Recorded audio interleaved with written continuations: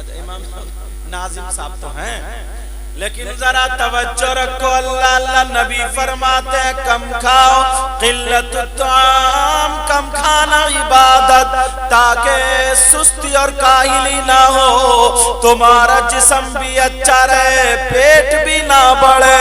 सुनो प्यारे, नंबर 2 नबी फरमाते वल कुऊद फिल मस्जिद, मस्जिद में बैठना इबादत। अब मुझे बताओ, नमाज का टाइम ना हो, मस्जिद में जाकर के आधा घंटे के लिए बैठ जाओ, कुरान की तिलावत ना करता हो, तस्बीह ना पढ़ता हो, खाली मस्जिद में जाकर के बैठ जाए।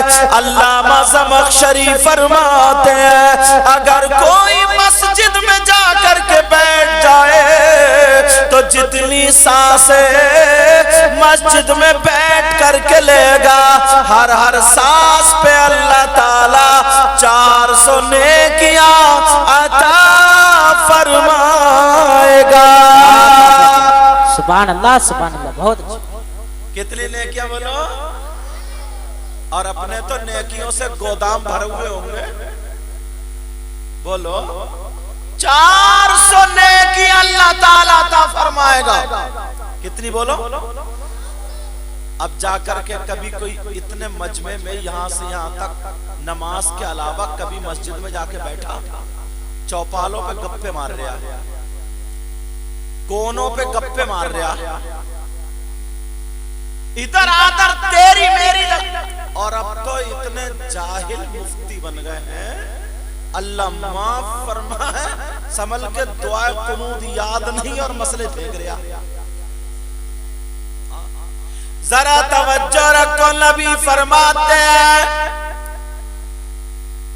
मस्जिद में अगर बैठ जा 1 घंटे में कितनी सांसें लेगा? बहुत सारी सांसें यार, हर सांस पे 400 नेकियां। कितनी बोलो? करोगे ये काम? अगर कोई, इस बस्ती का क्या नाम है? हर पुर मट कली। अल्लाह कौन सी डिक्शनरी में देख कर नाम रखा था? मगर मुझे पता चला ना यहाँ के बहुत बड़े मुफ्ती फारूक साहब यहीं के नहीं। अल्लाह ताला बरकत फरमाए। तवज्जो रखो। कहाँ जा रहा है बेटा? हम भी चलें? अच्छा, ये फोटो के चक्कर में आया सामने बैठने के लिए। मैं पूरी समझ रहा हूँ तुम्हारी, सही बता रहा हूँ मैं। तवज्जो रखो, तवज्जो रखो। अगर कोई हरपुर में 1 किलो अगर सोना सदका कर दे तो पूरे गांव में ऐलान हो जाता है। बोलो हो जाता नहीं होता? और जिसके पास छोटा सा सोने का चल्ला भी ना हो तो वो क्या करेगा? मगर मैं बताऊं, आज इन बच्चों को ना, ओवैस और इनके साथी जितने इन कमेटी वालों को ना दुआएं देना। आज ऐसी ऐसी बात बता के जाऊंगा, इंशाल्लाह तुम कामयाब हो जाओगे। सोना सदका करना चाहते हो? और कितना? 1 क्विंटल नहीं, 10 क्विंटल नहीं, कितना? जरा सुनो। सैयदुना हजरत अबू बकर सिद्दीक रज़ियल्लाहु ताला बड़ा प्यारा काम करते थे। क्या? जुमे के दिन नमाज से पहले मस्जिद में जाकर के मस्जिद को साफ करते थे, झाड़ते थे, पोंछते थे। पोंछने के बाद, झाड़ने के बाद पहले कच्ची मस्जिदें होती थी, वहां से कूड़ा करकट धूल वगैरह निकाल के हजरत अबू बकर सिद्दीक मस्जिद से बाहर निकाल दिया करते थे और नमाजियों के लिए मस्जिद तैयार कर दिया करते थे। जब एक सब भर जाती थी, पीछे वाली सब में आ जाते थे, पीछे वाली भर जाती थी तो उस और पीछे वाली में आ जाते थे, वो भर जाती थी। कभी कभी तभी दरवाजे पे जगह मिलती थी। एक सहाबी ने कहा अबू बकर को देखो क्या हो गया है, दिल में क्या ख्याल करते, ज़हन में क्या चल रहा है, का क्या बात है, का ऐसे ऐसे करते हैं, मस्जिद झाड़ते हैं, पहुंचते हैं, इन्हें तो आगे बैठना चाहिए, पीछे आ जाते हैं, क्यों झाड़ते हैं, पहुंचते हैं। अब मेरे नबी इरशाद फरमाते हैं, आमना के लाल बयान फरमाते हैं, कहते हैं लोगों क़यामत तक के मुसलमानों के लिए ये पैगाम है, जुमे के दिन जो मस्जिद को झाँक झाँक करके झाड़ेगा, पहुंचेगा, साफ करेगा और एक मुट्ठी कूड़ा वगैरह निकाल के फेंक देगा तो उसको इतना सवाब मिलेगा जितना सवाब ओहद पहाड़ की बराबर सोना सदका करने में मिलता है। सुभान अल्लाह, बहुत। बेटा आवाज को दबाओ मत, आवाज को दबाओ मत। मैं नहीं चाहता हूँ किसी का कारोबार। एक साहब ना मोटरसाइकिल लेके जा रहे थे प्रोग्राम में से, ऐसे मैंने कह दिया अगर पिंचर हो गया तो थोड़ा सा आगे पिंचर ही हो गया, पता नहीं कब और किसकी और कहां दुआ कबूल हो जाए। एक आदमी ऐसा था, बुलंदशहर की बात है, मैं तकरीर कर रहा था मुहर्रम शरीफ, अल्लाह वो तो मेरे खानदान की बात है ना, तो आंखों में तो आंसू आ ही जाएंगे। करबला का बयान करे तो ऐसे ही था, चढ़ा के हर वक्त हुसैन हुसैन हुसैन करते रहते, दिल को बहुत बुरी लगी। इमाम साहब उससे लड़ गए। इमाम साहब बोले ना बर्बाद हो जाओगे, मगर वैसे ही था, मुश्किल से 1.5 महीना नहीं गुजरा, मुंह में अल्लाह ने कैंसर दे दिया। कभी किसी अल्लाह वाले की बुराई मत करो, समझे, तुम्हें हमें कोई हक। अभी कुछ दिनों पहले क्या चला था ना, देखो जितने भी सिलसिले हैं अगर हक हैं तो, जितने भी सिलसिले हैं अगर हक हैं तो वो सब हमारे। कोई किसी भी वली से, कोई किसी भी पीर से अगर वो सही है, शरीयत पर है, तो उससे मुरीद हो सकता है। समझ में आ रही? उससे क्या हो सकता, बोलो, मुरीद हो सकता। अब ऐसा नहीं है कि ये कादरी हैं, ये चिश्ती हैं, ये सोहरवर्दी हैं, ये नक्शबंदी हैं, तो कादरी जो है चिश्ती वालों को बुरा कहें और ये उनको बुरा कहें, यहाँ तक कहते कहते वो गौसे पाक पे, वो गरीब नवाज पे, और जो मदारी हैं वो मदारे पाक पे, एक दूसरे वलियों पे लान तान और बुराई करने से अपना खुद का ईमान चला गया। जितने भी वली हैं, विलायत का समंदर हमारे दादा मौला कायनात हजरत अली है, वहीं जाकर के समंदर मिलता, उसी समंदर में जाके मिलते जितनी भी नहरें हैं। तो ये बात जहन रखना अच्छा, आज के बाद कोई किसी की मुखालिफत इस सिलसिले में नहीं करना है। अल्लाह अल्लाह कितना सवाब मिलता, जरा सुनो प्यारे। ओहद पहाड़ की बराबर सोना सदका करने में सवाब मिलता है। तुम करते हो जुमे के दिन जाकर?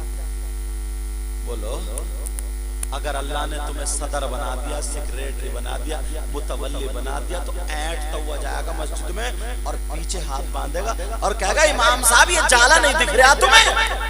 अच्छा, इमाम साहब को नहीं दिख रहा तो तुझे भी नहीं दिख रहा ये जाला। ये इमाम है कि तेरा गुलाम है? अगर गुलाम समझ रहा तो नमाज हो जाएगी क्या? बोलो, इमाम को इमाम समझोगे तो तब जाकर के नमाज होगी। अल्लाह बरकतें फरमाए। ये अपना मिजाज क्या करना पड़ेगा, बोलो, बदलना पड़ेगा। अल्लाह अल्लाह, जरा सुनो प्यारे नबी फरमाते ओहद पहाड़ की बराबर सोना सदका करने का सवाब मिलता है। अरे एक बात और बताऊं, दो हो गई, मस्जिद में बैठना और मस्जिद साफ करना। कितनी देखिए, और पूरी दुनिया गलत हो सकती है मगर नबी का फरमान गलत। बोलो प्यारे, नबी का फरमान गलत। अब तीसरी बात बताता हूँ, ये बातें हमें मिलनी चाहिए। यार हाजी कितना प्यारा हाजी होता है नहीं? नबी ने फरमाया जो मेरे रोजे की जियारत करे उस पे मेरी शफाअत वाजिब। एक जगह हदीस में आया, हाजी हज करके आता है तो ऐसे गुनाहों से पाक होता है जैसे माँ के पेट से पैदा होने वाला बच्चा। वो छोटा बच्चा, उसने क्या गुनाह किया? कुछ भी नहीं, वो तो खाली दूध पी रहा। समझ में आ रही बात? ऐसा गुनाहों से पाक हो जाता है। मगर हाजी जिसका हज कबूल होता है ना, तो उसकी पहचान मैं बताऊं। पहले गुनाहगार था और जब हज करके आया तो सारी चीजें छोड़ दी हैं, बिल्कुल सही हो गया, तो समझ लो इसका हज कबूल हो गया। मगर हालात ऐसे हैं, हज करने से पहले कम झूठ बोलता था और हज करने के बाद और झूठ बढ़ गया इसका। समझे? बाज हाजी है था, पहले तो हज करने से पहले तो कुछ भी नहीं था, ऐसा था, और हज करने के बाद गांव में झगड़ा डाले फिर रहा ये हाजी। समझे?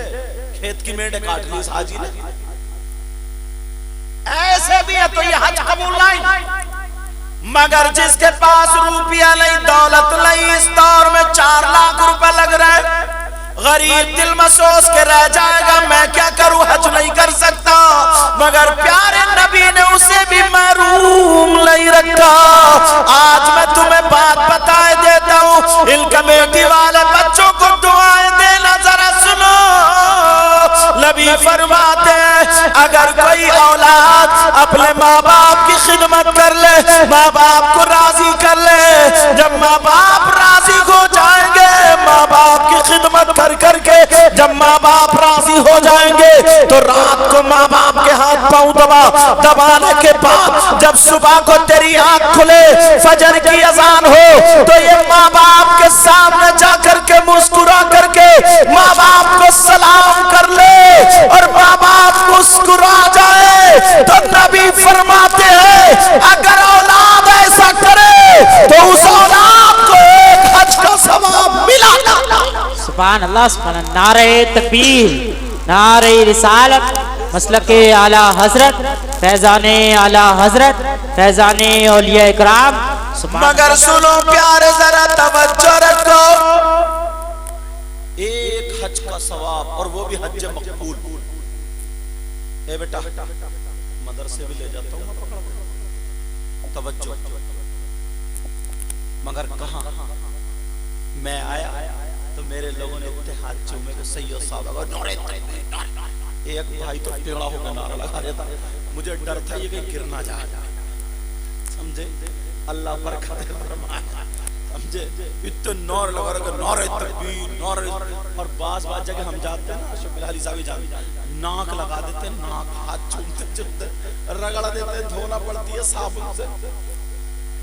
और अम्मा के हाथ नहीं चूमता, अम्मा का चुप के बैठ रही है, और अब्बा से कहता अब तुम्हारा जमाना नहीं है, हमारा, अब हम अपनी मर्जी के टाइल्स पत्थर सब कुछ लगाएंगे। मगर प्यारे जरा इस जलसे से सुन तो लो, इस जलसे का मकसद तो देखो, यहाँ से कुछ लेके तो जाओ। इजाजत हो तो बता दूं, मुझ जैसे हजारों मौलाना, बल्कि और बड़े बड़े पीर, हजारों पीर। मैं असली पीर की बात कर रहा हूँ, नकली की नहीं। नकली को तो कम वक्त को इतना मारा जाएगा, कब्रिस्तान में घेर घेर के मारा जाएगा, उससे बता रहा हूं, बहुत मारा जाएगा। अच्छा ईमानदारी से बताओ यार, इतना तो तुम भी जानते हो, ये किताब में लिखा, किताब की बात तो छोड़ो, इतना तो तुम भी जानते होगे, जो पीर के औरतें पांव दबाती हो, हाथ दबाती हो, पीठ रगड़ती हो पीर के, तो सही बताइए वो पीर कहलाने के हकदार है? यार इतना तो तुम भी सोच समझ सकते हो। शौहर की खिदमत करती नहीं, कभी शौहर की पीठ नहीं रगड़ी, कभी शौहर के हाथ पांव नहीं दबाया। शौहर से तो कह रही है पता नहीं 7 साल शादी हो गए, 3 बच्चे टहल रहे, फिर भी कह रही है इस घर में मुझे एक दिन का प्यार नहीं मिला, एक दिन की मोहब्बत नहीं मिली। मैं सर पकड़ के बैठ गया, 3 बच्चे कहां से आ गए? जरा सोचने की बात है। मेरा एक मशवरा, अगर ऐसा पीर मिल जाए ना जो तन्हाई में औरतों से मिलता हो, अकेले में जो हवाएं उतारता हो, समझे? और मेरी बहनें बैठी कैसे बताऊं, बास तो इतना बड़ा कम वक्त बताऊं। अगर किसी ना बहन के बच्चे नहीं हो रहे, कोई बच्ची ऐसी है जिसकी कोई औलाद नहीं है, अब उसे लोग ताने देते हैं, उसके घर वाले, ससुराल वाले, अरे इसके बच्चे नहीं होंगे। शौहर भी दरादर बहकने लगता, उसे खतरा कि कहीं दूसरी शादी न कर ले। बेचारी मरती क्या नहीं करती, अगर कोई कह दे ना वो मियाँ के पास चली जाओ, वहाँ चली गई, पंडित के पास चली जाओ, वहाँ चली जाए, भुक्से के पास चली जाओ, वहाँ चली जाए, करने वालों सबके पास मजबूरी ना उसकी जा रही है बेचारी। अब बात कम बखत इतना सड़ा हुआ मियाँ है, वो छूटते ही कहता है, मतलब कैसे बोलूं मैं, मतलब छूटते कहता कि तेरी रान पे तावीज लिखा जाएगा।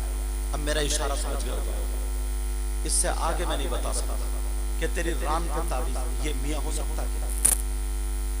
गौसे पाक मियाँ थे, साबिर पाक मियाँ थे, शाजी मियाँ हुजूर मियाँ थे, बशीर मियाँ मियाँ थे, शराफत मियाँ मियाँ थे, आला हजरत अच्छे आलिम और मियाँ थे।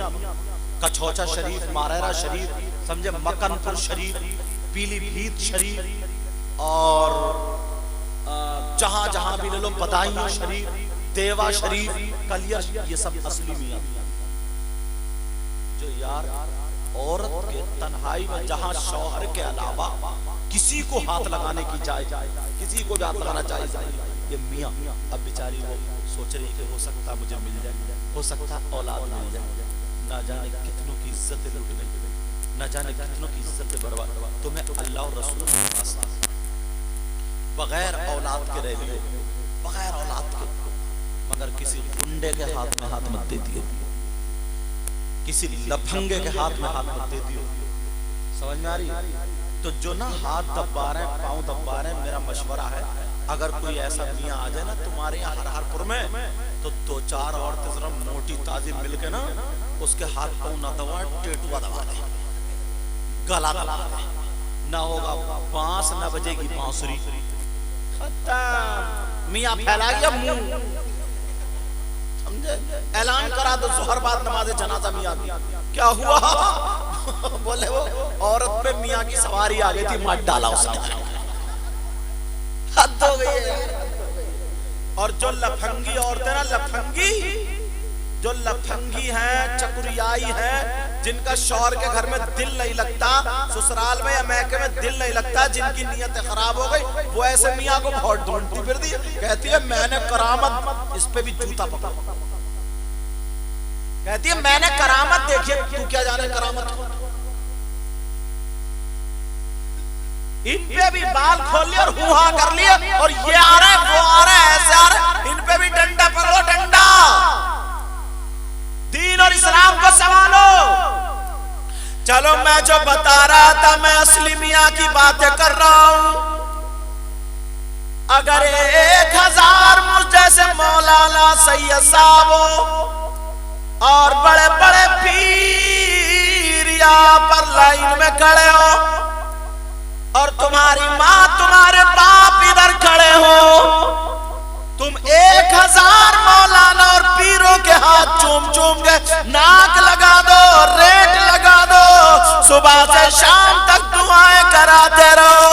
अगर तुम्हारे माँ बाप नाराज है तो एक की भी दुआ तुम्हारे हक में काबिल कबूल नहीं। एक दलील और सुनो, मुझे कोई ऐसा मत समझियो कि आया और चला गया, जिम्मेदारी से बोलता हूँ, पूरे हिंदुस्तान में बोलता हूँ। अगर बात गलत साबित कर दो ना, मैं फुसफुसा बोलने वाला नहीं हूँ, अगर बात गलत साबित कर दो तो मुंह मांगा इनाम, क्योंकि ऐसे ही नहीं है, जिम्मेदारी से बोल रहा हूँ मैं। जब बुलाया आप लोगों ने तो अब इस कुर्सी पे बैठ के, स्टेज पे बैठ के बोलने की जिम्मेदारी अब मेरी है। अगर बात, तुम तो किसी भी आलिम से टकरा लो, किसी भी मौलाना से टकरा लो, अगर बात गलत साबित हो जाए तो मुंह मांगा इनाम, और अगर सही साबित हो जाए तो अल्लाह के वास्ते तुम्हें अमल करना पड़ेगा। बोलो अमल करोगे? तो अम्मा को देखते नहीं, अब्बा को देखते नहीं, और पीर के नारे तकबीर, नारे कूद के मार रहे, नारे मार रहे। एक तो ना इतना सीधा, इतना भोला, अपने आप को गाली दे रहे हैं लोग, अपने आप, उसे पता ही नहीं हम क्या कर रहे हैं। मियाँ बीवी में ना थोड़ी अनबन हो गई, और वो तो हो ही जाती है। मियाँ बीवी में मतलब बीवी में और अम्मा में। सुन लो अब थोड़ी देर बेटा, सुन लो करने का बच्चे बेहतर तवज्जो। बीवी में और अम्मा में थोड़ी सी अनबन हो गई। अब यह है बुद्धू मियाँ, तुम्हारी तरह होंगे बुद्धू मियाँ, सुनते रहे, खाना खाते रहे, सुनते रहे। इन्होंने सोचा किसकी कहूँ, अम्मा की कहूँ या बीवी की। बोले चलो दोनों की कह दूं। तो ये बीवी की तरफ को हाथ जोड़ के बोलो मेरी अम्मा चुप जा। बोलने का अंदाज देखो बुद्धू मियाँ को। बीवी को क्या कह रहा है, वो मेरी अम्मा चुप जा। बीवी हो गई अम्मा, समझे क्या कह रहा है? कह रहा है ओ मेरी अम्मा चुप जा। और अब अम्मा के बारे में क्या बोल रहे हैं बुद्धू मियाँ, जरा ये सुनो, सुन लियो जरा तवज्जो से। बीवी से कह रहा है ओ मेरी अम्मा चुप जा, और अम्मा की तरफ इशारा करके बोले ये तो कुतिया है, भौंक रही है, भौंकने दे। इस बेवकूफ से पूछो अम्मा हो गई कुतिया तो तू कौन हुआ, पिल्ला नहीं हुआ? अरे यार कुतिया का बच्चा कौन होता है? शेर। कुतिया का बच्चा क्या होता है? गधा। पिल्ला काय काय का नाम है पिल्ला। अपने आप को गाली दे रहा है, इसे पता ही नहीं है। ज़बान संभालो। अल्लाह अल्लाह नबी फरमाते माँ बाप की दुआ औलाद के हक में ऐसी होती है। जरा हदीस सुन लो। क़ाल क़ाल रसूलुल्लाह सल्लल्लाहु तआला अलैहि वसल्लम दुआउल वालिदैन अल औलादिहिमा का दुआइल नबी अल उम्मतिही। नबी फरमाते माँ बाप की दुआ औलाद के हक में ऐसी होती है जैसे मुझ मोहम्मद की दुआ मेरी उम्मत के हक में होती है। वाह वाह सुभान अल्लाह, सुभान। नारे तकबीर, नारे रिसालत, मसलके आला। नबी फरमाते हो लोगों आज मैं बयान करता हूँ, नबी बयान फरमा रहे, कह रहे लोगों जरा सुनो तवज्जो से, मेरे जानिसारो जाने वालों कलमा पढ़ने वालों, अगर अल्लाह ताला किसी को 3 बेटियां दे और वो 3 बेटियों की सही परवरिश करे तो वो जन्नत का हकदार है। तो उन्होंने सोचा यार नमाज न रोजा न कुछ, बेटियों की वजह से जन्नत मिल रही है तो अच्छी चीज नहीं, हम कम नसीब क्यों होते? वो अपने आप को हकीर ना समझे, कमतर ना समझे, कम नसीब वाला ना समझे। अगर 3 बेटियां सही परवरिश कर दे तो मैं उसे जन्नत में लेकर के जाऊंगा। बेटियों वाले खुश हो गए। एक सहाबी ने सुना 3 बेटी, एक कोने से खड़े हुए कहा आका पूछना चाह रहा हूं। मेरे नबी बोले पूछो। आका अगर किसी की 3 ना हो और 2 बेटी हो तो ऐसा भी तो सकता, 2 हो तो? नबी ने फरमाया 2 की सही परवरिश करते उसे भी जन्नत में मैं लेके जाऊंगा। खुश हो गए। एक सहाबी कोने से और खड़े हो गए, कहने लगे सोने आका, प्यारे आका बस पूछना चाहता हूँ। कुछ लोग बोले कब तक पूछोगे? आका पूछना। नबी बोले बेटे बेटे पूछो पूछो क्या पूछना चाहते हो? वो कहने लगा आका अगर जिसकी 3 बेटियां ना हो, 2 ना हो, अगर 1 हो तो? नबी ने फरमाया सही परवरिश कर दे तरबियत के साथ मैं उसे भी जन्नत में लेकर जाऊंगा। बेटियों की वजह से क्या मिल रही है बोलो? बेटियों की वजह से क्या मिल रही बोलो? तुम सोच रहे होगे हदीस पूरी हो गई है, सोच रहे होगे जिसकी बेटी ना हो तो? उसका जवाब मैं दे दूं। जिसकी बेटी ना हो तो वो किसी गरीब की बच्ची लेकर, यतीम की बच्ची को अपनी बच्ची बनाकर उसकी सही परवरिश कर दे, शादी कर दे, वो भी जन्नत का हकदार है। बेटियों को कमतर समझने वाले उनके लिए जन्नत है। किसकी वजह से जन्नत है बोलो? बेटे। आज भी बाप अपने ऊपर बेटियों को बोझ समझता है। क्यों? बताओ क्यों? सिर्फ इसलिए लड़के वाले अपने लड़कों को गधे, घोड़े, बैल, खच्चर जैसे बाजार में बिकते थे शादी के नाम पे, अब लड़के बिक रहे हैं। 3-3, 4-4 लाख रुपए की मंगनी चल रही है, मंगनी। बोलोरो मांग रहे हैं, स्कॉर्पियो मांग रहे हैं, स्विफ्ट मांग रहे हैं, ब्रेजा मांग रहे हैं, क्रेटा मांग रहे हैं। अल्टो तो कोई पूछता ही नहीं, मैं नहीं चलाई 5 साल, समझे? क्रेटा मांग रहा है, क्रेटा। अल्लाह, लेकिन सुनो और कैसे कैसे मांग रहे हैं। जिसके 3-4 एकड़ जमीन है और वो टेढ़ा भेड़ा भी ना, टेढ़ा भेड़ा, अब तो कुबड़े बुलेट मांग रहा है, कुबड़े। ये टेढ़े टेढ़े जो ऐसे चल जाए ना, ऐसे 3-4 एकड़ जमीन, वो भी बुलेट मांग रही है। इस कुबड़े से ये पूछो, तेरा कूला है उधर और गद्दी है इधर सीट की, काय पे रखेगा तुम्हें? यार हद हो गई है यार। इस कुबड़े से पूछो, इससे पूछो, तू एक मर्तबा शीशे में अपना चेहरा तो देख लेता। और ये अम्मा अम्मा जब तक इतनी लंबी से झुमकी ना मिल जाए ना, तो इसे लड़की पसंद नहीं आती है। ये भी रिश्वतखोर हो गई अब। इतने बज़नीले का कान चिर जाएगा कि लड़की थोड़ी है, हूर की परी है, हूर की परी। अच्छा, जन्नत की हूर है, हूर, और निरी काली है, बस झुमकियों से चल रही है, झुमकियों से, मैटर झुमकियों से चल रहा है, सब रिश्वती हो गए। मगर सुनो प्यारे, जो मैं बताना चाह रहा हूँ वो मैं ये बता रहा हूँ। नबी ने फरमाया जिसकी 3 बेटियां हो तो वो जन्नत का हकदार, सही परवरिश कर दे तो 2 हो वो भी जन्नत में नबी लेके जाएंगे उसको, 1 हो तो वो भी जन्नत में। अब मुझे कह लेने दिया जाए, बेटियों की वजह से तुम्हें जन्नत मिल रही है, मगर हदीस ऐसी पढ़ने जा रहा हूँ कि तुम्हारा कलेजा मुंह को आ जाएगा। ऐसी हदीस पढ़ रहा हूँ तुम्हारे होश ठिकाने आ जाएंगे। नबी फरमाते हैं, क़ाला क़ाला रसूलुल्लाह सल्लल्लाहु तआला अलैहि वसल्लम, सलासा ला यदखुलून अल-जन्ना अला कुल्ली वालिदैहि वद्दयूस वरजुलतुन निसा। नबी फरमाते हैं 3 लोग जन्नत में नहीं जा सकते, उधर बेटियों की वजह से जन्नत है। नबी फरमाते हैं 3 लोग जन्नत में नहीं जा सकते।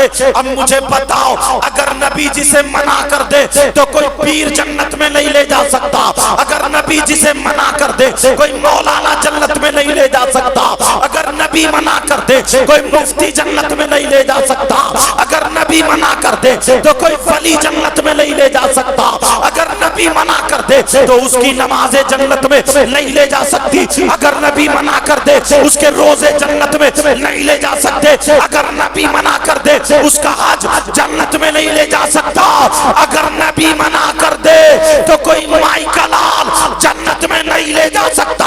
नबी मना कर रहे हैं, नबी फरमाते हैं 3 लोग जन्नत में नहीं जा सकते। मैंने हदीस भी पढ़ दी ताकि मेरी बात पुख्ता हो जाए, कोई ये ना कह दे अपनी तरफ से बता के गए हैं। हदीस फिर सुनो, क़ाला क़ाला रसूलुल्लाह सल्लल्लाहु तआला अलैहि वसल्लम, सलासा ला यदखुलून अल-जन्ना अला कुल्ली वालिदैहि वद्दयूस वरजुलतुन निसा। नबी फरमाते हैं 3 लोग जन्नत में नहीं जा सकते। वो 3 लोग कौन है? नंबर 1 वो माँ बाप जिसकी बेटी आवारा घूम रही हो, वो माँ बाप जिसकी बेटी फैशनीले कपड़े पहन रही हो, वो माँ बाप जिसकी बेटी मोबाइल पे गैर लड़कों से बातें कर रही हो, वो माँ बाप जिसकी बेटियां अपने दोस्त बॉयफ्रेंड बना रही हो, वो माँ बाप जिनकी बेटियां कानों में ईयरफोन लगा करके ठुमक ठुमक के चल रही हो, जिनकी बेटियां गरारे शरारे मेले टेलों में घूम करके इस्लाम को बदनाम कर रही हो, वो माँ बाप दयूस है, दयूस है, दयूस है। और नबी फरमाते हैं दयूस जन्नत में नहीं जा सकता। समझ में आ रही बात? बेटा मैंने कहा था मैक का ज्यादा ई को मत रखो ताकि बात समझ में आ जाए। आका फरमाते हैं 3 लोग जन्नत में नहीं जाएंगे, उधर बेटियों की वजह से जन्नत, का रास्ता खुला और इधर बेटियों की वजह से जन्नत का रास्ता बंद। क्यों? उधर परवरिश ठीक, इधर परवरिश ठीक नहीं। अब जरा यहां के लोग अपने आप को संभालो। देखो हर पुर के गयूर मुसलमान, इतने लोग हैं यहां पर, कम से कम 50 लोग ऐसे होंगे जिनकी जवान बेटियों पे मोबाइल होगा। जवान बेटियों पे मोबाइल। ठंडे दिमाग से सोचो, 4 रोटी खाते हो, 2 की अकल रखो। तुम्हारी बेटी तो मेरी बेटी, इस्लामी रिश्ते से वो भी मेरी बहन बेटी। मगर मैं पूछना चाहता हूं प्यारे, हमने जो बेटी को मोबाइल दिया है, इतना बता दो कौन सा ऐसा रिश्तेदार है जो तुमने इंतजाम कर दिया कि ले बेटी बात करती रही है। बेटी को मोबाइल की जरूरत क्या है? व्हाट्सएप चलाएगी, कहां चलाएगी? फेसबुक चलाएगी, कहां चलाएगी? यूट्यूब चलाएगी, कहां चलाएगी? बात करेगी तो किससे करेगी? मुझे इतना बता दो। किसी की बेटी ऐसी है जिसके ट्रक चल रहा है, हवाई जहाज चल रहा है, बसें चल रही है, फैक्ट्री चल रही है, कारखाना चल रहा है, ट्रेनें चल रही है, कि मोबाइल के बगैर सब ठप हो जाएगा, पूरा खानदान भूखा मर जाएगा। है किसी की बेटी ऐसी? आज शादियों में देख लियो, हर पुर में कल को अगर शादियों 50 लड़कियां होंगी, एक भी अल्लाह की बंदी ढंग के कपड़े नहीं पहने होंगे। सबके वही फैशनीले कपड़े, वही बाल कटे हुए, वही दुपट्टा एक तरफ पड़ा हुआ, यहाँ का जिस्म दिख रहा है, वही गरारे चरारे मटक मटक के चल रही है, टेढ़ी भेड़ी होकर के इधर से उधर। जिधर लड़के खड़े इठला इठला के जा रही है, जहां गमला देख लिया तो सेल्फी मार रही है। ये तो अपनी आंखों से देख रहे होगे। ये किसकी देन है? हर पुर की लड़की को अगर मैं बरेली छोड़ दूं, ये जिला बरेली होगा शायद या पीलीभीत है? बरेली। अगर बरेली में छोड़ दूं हर पुर की लड़की को, उसे अपना घर नहीं मिलेगा। तो बंबई का फैशन कहां से आया उसके पास? गोवा का चालो चलन कहां से आया बोलो? हैदराबाद चेन्नई का कल्चर कहां से आया बोलो? हमारी बेटी जो हरपुर से कभी निकल के नहीं, भाई तुम्हारी है तो हमारी निकल के नहीं गई, लेकिन खाने का ढंग फिल्मों जैसा, पहनने ओढ़ने का ढंग फिल्मों जैसा, चलने का ढंग फिल्मों जैसा, डायलॉग बोल रही, सारी चीजें मेहंदी लग रही है वो फिल्मों जैसी, कपड़े वो फिल्मों जैसे। जैसे बंबई में वो नाचने वाली औरतें फिल्में जो बना रही है, वो हमारे घरों में कहां से आया? इस अब्बा ने दिया। ये मोबाइल की देन है, मोबाइल की देन है। और ये जो अम्मा है ना, अम्मा ये भी कटवाने की है। बताऊं कैसे? इस अम्मा को पता नहीं है कि बेटी आधा घंटा खड़े होकर जीने पे कभी झंपर इधर फेंक रही है, कभी इधर फेंक रही है, और इठला इठला के जो आधा घंटा बातें कर रही, किससे कर रही है? इस अम्मा को पता नहीं है क्या? कौन सा ऐसा रिश्तेदार है? मां को पता नहीं है कि जीने पे आधा घंटा मेरी बेटी किससे बात कर रही है? जब बिल्कुल फैलने लगी, मोहल्ले में चर्चे होने लगे, फलां की लड़की ने ऐसा कर दिया, ये हुआ, तो हुआ, ऐसा हुआ, वैसा हुआ, अब रोते हुए आई अब्बा के पास, पता नहीं मेरी बेटी को क्या हो गया, मेरी बेटी तो बड़ी अच्छी थी, बड़ी नमाज पढ़ती थी, आज तक कोई गलत काम नहीं किया था, मुझे लगता किसी ने जादू करा दिया, उसका दिमाग फिरवा दिया। दिमाग कोई दिमाग नहीं फिरवाया। इस अम्मा की कमर पे 3 लट्ठ मारो। कौन है इतना बड़ा जो दिमाग फेरेगा? कोई दिमाग नहीं फिर। अब ढूंढती पर रही है मियां, समझे? अब ये ढूंढ रही है कोई मियां ऐसा मिल जाए, कोई मियां ऐसा मिल जाए ना, ऐसा मिल जाए कि मेरी बेटी का दिमाग फेर दे। और मियां ढचोकले वाला जो है, नकली उसकी बात कर रहा हूं, वो खुद इस इंतजार में बैठा है कोई ऐसा मरीज मिल जाए जो मेरे घर के हालात पलट दे। समझे? माइक पे अभी आधा घंटा बोला हूँ, 7 तरीके के डिजाइन की आवाज निकलने लगी। मुझे लग रहा है इस पे भी कुछ असर हो गया। अगर इस पे नहीं हुआ तो मैक वालों पे जरूर हो गया। लेकिन कोई बात नहीं, तवज्जो रखो। असल में वो भी क्या करेंगे, चैनल वाले इतने आ जाते हैं ना कि मेरी पिन लगा दो, मेरी पिन लगा दो, मेरी पिन लगा दो। एक बैटरी और 10 कारें, समझे? लेकिन तवज्जो, चलो इनका काम क्या ना, इनका चैनल वालों का ये काम, तब्दीली होगी तो हिंदुस्तान में फैल जाएगी। जब कोई तीन ही बात हो तो अब तो थोड़ा सा खुश हो ही गए होंगे। तवज्जो, इनकी नियत ये नहीं है, इनकी नियत ये है व्यूज ज्यादा हासिल हो, समझे कि मेरा चैनल चल जाए। चलो अल्लाह ताला सबके जायज कारोबार में बरकत अता फरमाए। अब सुनो, नबी फरमाते हैं अगर जिसकी बेटियां आवारा घूम रही हो वो दयूस है, दयूस, और दयूस जन्नत में नहीं जा सकता। मेरे भाई मेरी बहन सुन ले, इन बच्चों को मुबारकबाद देना, इन कमेटी वालों को जो इन्होंने जलसा किया, तुम्हें ये बातें मिल रही है। अब तुम्हारी बेटी लहंगा शरारा गरारा ये दोबरा लपेट के आ जाए, जिसका दुपट्टा इधर पड़ा है, जवान 18-20 साल की आ जाए तो तुम्हें ये जलसा याद आना चाहिए। और मैंने तो इसलिए पक्की करके हदीस की पढ़ दी, क्या बात अच्छी हो ही नहीं सकती, मानना ना मानना तुम्हारा काम। हर चीज में ना मांगने का ढंग होता है। गरीब नवाज की एक बात याद आ रही, कह दूं, सुनना चाह रहे हो? हाथ उठवा लूं? अच्छा नहीं, डर गए, चलो ठीक है, नहीं उठवाऊंगा, चलो ठीक है।